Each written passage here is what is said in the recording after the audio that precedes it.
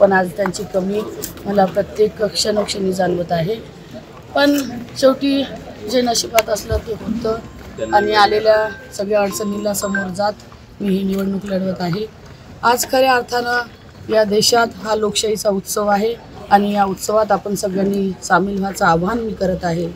आज भारतरत्न डॉक्टर बाबासाहेब आंबेडकरांनी जे संविधान दिलं, संविधानामुळे आपल्याला जो मतदानाचा अधिकार दिला, तो अधिकार आपण सगळ्यांनी बजावला पाहिजे आणि खऱ्या अर्थानं संविधानाचा आणि लोकशाहीचा सन्मान आपण सगळ्यांनी केला पाहिजे। मतदानाचा अधिकार बजावून लोकशाही जिवंत ठेवायचं, संविधान जिवंत ठेवण्याचं काम आपण सगळ्यांनी केलं पाहिजे।